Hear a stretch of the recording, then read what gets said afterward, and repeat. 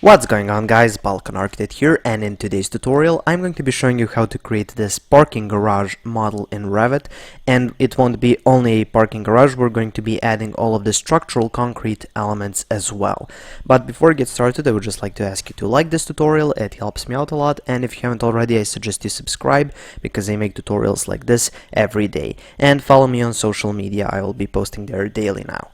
Okay, so I'm going to be doing this simple kind of a circular one-way parking garage. Having a one-way parking garage is a way to make it all work efficiently, so when everybody's going in the same direction, just works a lot better. And it's going to have these dual ramps on two sides, and it will be all concrete construction. And as a bonus tutorial for all of my patrons, I will be creating this tutorial where I show you how to modify a regular car family so you can kind of place it on a curved surface like this ramp over here. So if you want to check that out or see that bonus tutorial, check out my Patreon, first link in the description, where for only $5 a month you will be getting access to all of the families and projects I've created so far, over 130 Revit files, as well as all of the new files I post over there.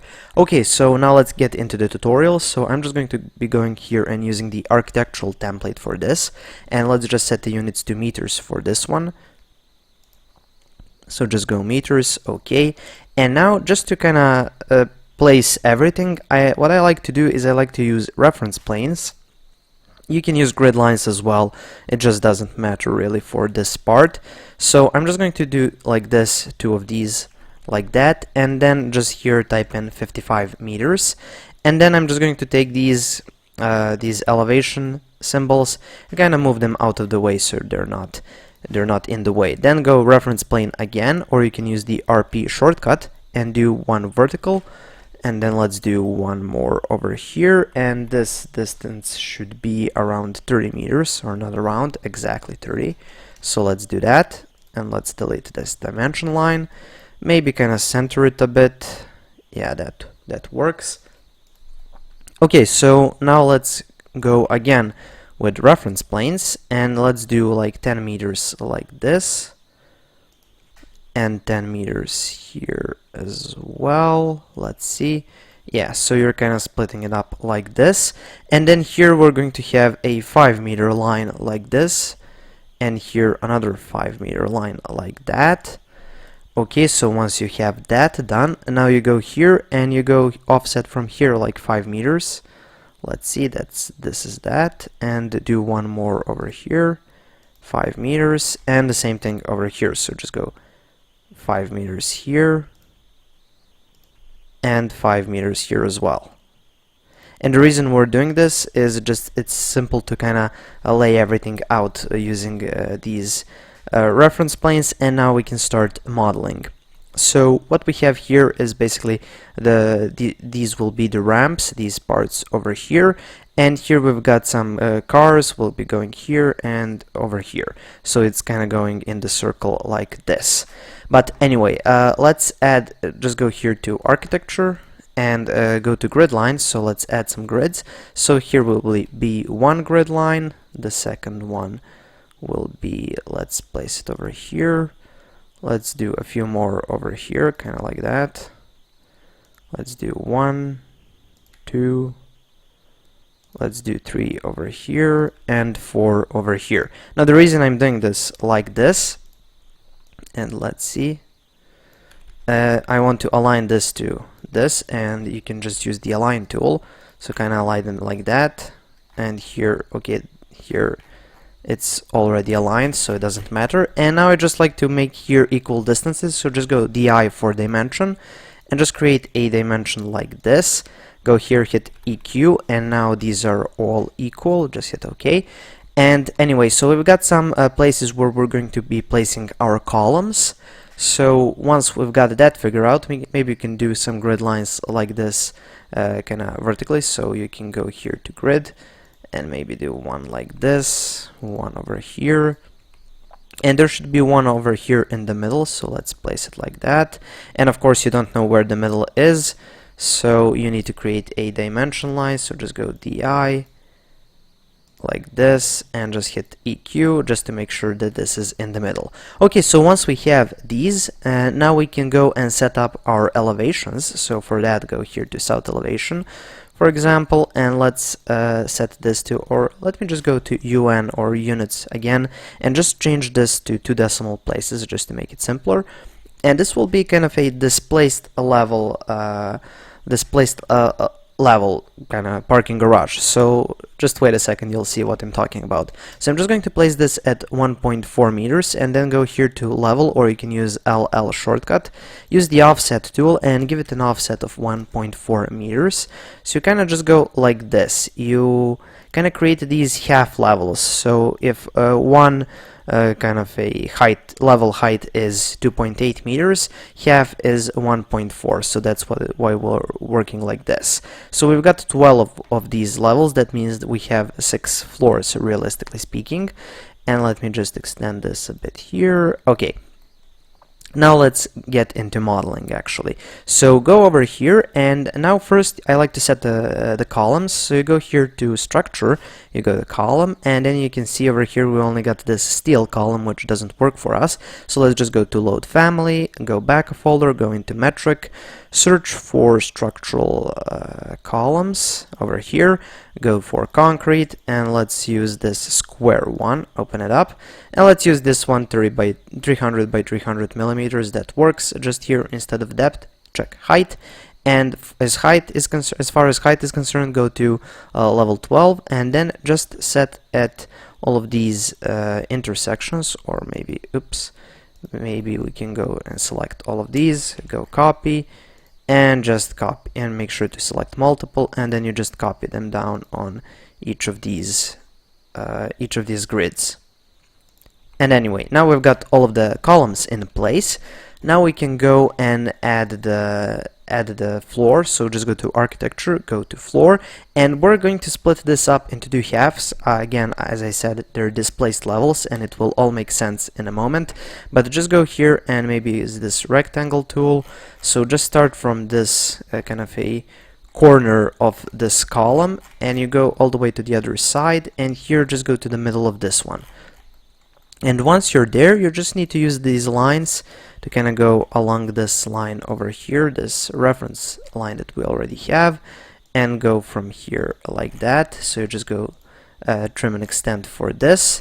Then you select this, go DM for draw mirror, and you just mirror it around over here.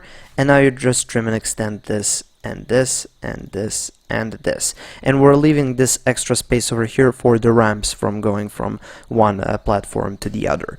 But anyway, so now let's finish this. So we've got this floor finished. So now what we need to do, we need to add some beams. So to do that, go here to structure, you go to beam, and again we only have this ugly steel beam and we want concrete ones. So go load family, drop back a folder, a few folders, and go here and find structural framing and go for concrete. And here we have this like rectangular beam that works, and let's just select this one 300 by 600 and just go from and let it be at level 1. So just go from this column to this column over here, and then you basically repeat the process for all of these other ones. So just go from that column to this, from this one to this one, and it will give you these warnings. It's basically saying that you can't really see the beam at this point, but that doesn't matter. If we go into 3D, as you can see, these beams are over here, and I would just like to select them. And because these beams are, as you can see, they're kind of embed into our floor, we can kind of drop them down so they're underneath it. So just go here for the start offset, just do minus 0.15, and here as well minus 0.15. The reason why I'm typing in minus 15 is because that's the dimension of this here bar. Okay, but anyway, now you get the point. Now it's kind of above it or below it. So that works. Now we need a beam system. So we've got beams running along this direction. Now we need beams running along lengthwise, so you just go back into level 1 and you go here and you find this beam system. But before we use that, we need to create a new smaller beam to go for the lengthwise direction. So go beam, and here you just go into edit type, you go duplicate, and let's call this one 200 by 400. So let's just change this to 400. Okay, and here go from point 3 to point 2, and here from point 6 to point 4, and you just hit OK. And now you just go back to structure, you go beam system, and here let's just leave it at fixed distance and at whatever they recommend, and go here and just use pick lines, and you basically just select this floor that you have, select it, and make sure that this one, these two lines, this is basically indicating the beam direction, so make sure that it's going lengthwise, or if it's going horizontally, just go here to beam direction and select something else. But this works for me now, so I'm just going to hit finish, and as you can see here I've got some beams, and for the elevation I'm just going to give it a minus 0.15 offset just to drop it down. And if I just scroll over here, as you can see now, this is now on the bottom. Okay, so once we have this, now it's just simple to finish it. So you just select all of these, you go back into level 1, you type in for mirror, you mirror around this center axis, and now now what you need to do is you need to select this half, so just go from here. So I'm just going to select it like this, select everything, and here I'm just going to go cut, and then go back to modify, paste, align to selected levels, and just go here level 2. And now as you can see, it's now on this alternate level. So if I just go into 3D, okay, I am in 3D. As you can see now, it's over here. So this is how our garage is going to be functioning. So you go from here to here, and then from here to here. So you've got these two pairs of kind of displaced floors. Now we just need to add the ramps, and then we can just multiply everything along all floors, and we're pretty much done. So just go into level 1, or yeah, level 1 works. And if you can see this upper floor, you can just go here and in the properties panel, just find underlay and use level 2, and now you can see it over here. This is that line. So just go here to architecture, and for the ramp you can still use the floor, it works as well. So let's just do one over here, let's do one like that, and one over here, and then you just use this slope arrow and just slope it towards here, and then you select the arrow, and here for the level at tail you set it to something like at tail it should be at level 1 because this is level 1, and then at head it should be at level 2, and here for this height offset let's just keep everything at 0. So just hit finish, and if you go into 3D it looks like this now.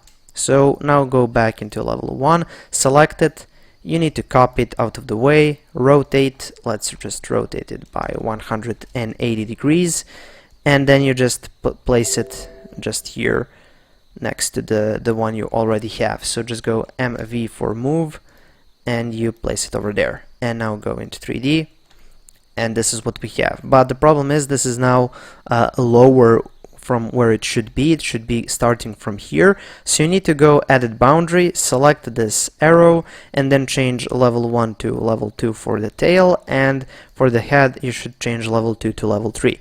Hit apply, okay, and there it is. So now we're almost finished, so I'm just going to select everything and make sure just to go to filter and uncheck levels, hit apply. Okay, so once everything is selected, now you need to basically copy and paste it along alternate levels. So what that means is you just go here and hit copy, you go to paste, align to selected levels, and then you just go from level 1, you just need to select level 3, then level 5, then level 7, 9, 11. Okay, and just hit OK, wait for a second while it all pastes. And it might take some time because, well, it's a complicated task. But anyway, your parking garage is almost finished. So let's just delete these two because we don't need them. And these columns over here, we can just select them and attach them all to level 11.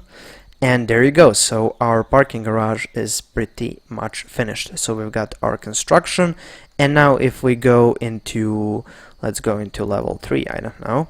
And let's go and add some cars. So I've got a, what is this? A Toyota GT86.